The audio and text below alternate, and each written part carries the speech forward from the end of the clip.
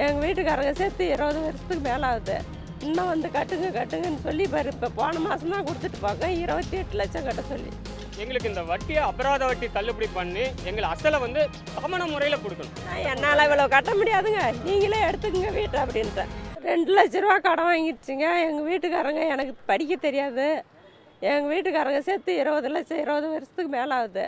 இன்னும் வந்து கட்டுங்கன்னு சொல்லி பாரு. இப்போ போன மாதம் தான் கொடுத்துட்டு போங்க 28 லட்சம் கட்ட சொல்லி.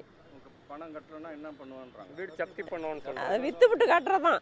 என் வீட்டை வித்துட்டு அதான் நான் இந்த ஊரில் என்னமா பண்ணு, வீடு வித்துட்டு கட்டு, எனக்கு கட்டு பத்திரம் ஏன் இருக்குது. நீ என்ன பண்ண முடியும்? காந்தி நகர் காந்தி நகர் வீடு ஆத்தூர். கடைசியா என்ன அதிகாரிங்க சொன்னாங்க? இதுதான் கொடுத்துட்டு போனாங்க. நோட்டீஸ் கொடுத்துருக்காங்க. அதான் என்னால் இவ்வளோ கட்ட முடியாதுங்க, நீங்களே எடுத்துக்கங்க வீட்டை அப்படின்ட்டேன். இந்த வீடு லோனுக்காக கட்டினது வாங்கின 4 லட்சம் 5 லட்சம் வாங்கினவங்களுக்கெல்லாம் அபராத வட்டி, வட்டியோட வட்டி, அபராத வட்டி அதெல்லாம் போட்டு கட்ட சொல்கிறாங்க. மேல் கொண்டு நம்ம போன அவங்க சொன்னதுக்காக ஒரு 5 லட்சம் 3 லட்சம் 2 லட்சம் கொண்டு போய் கட்டினாக்க உடனடி நடவடிக்கை இது நாங்கள் கட்டணமே அப்படின்னு சொல்லி கேட்கும் போது இதெல்லாம் வட்டிக்கு தாங்க கட்டிருக்கிறோம், உங்கள் அசலுக்கெல்லாம் வர வைக்கல அப்படின்றாங்க.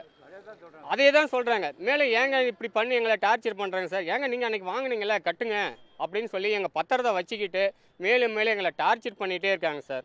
மேற்கொண்டு என்ன பண்ணணும் சார்? இது நாங்கள் வந்து மாநிலம் முழுவதத்தில் இப்போ நாங்கள் சேலம் மாவட்டத்தில் பண்ணியிருக்கிறோம். நாங்கள் இன்றைக்கி காலையில் ஒரு 10-11 மணிக்கு நாங்கள் வந்து 100க்கும் மேற்பட்டோர் இப்போ நாங்கள் அந்த மைதானத்தில் போராட்டம் பண்ணோம்.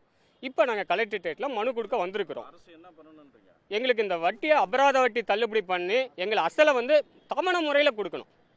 3 தவணை இல்லை 4 தவணை எங்களுக்கு கொடுங்க. நாங்கள் எங்களுக்கு கொடுத்தாக்க நாங்கள் அசலை கட்டிடுறோம். வட்டி அபராத வட்டியெலாம் தள்ளுபடி பண்ணணும்.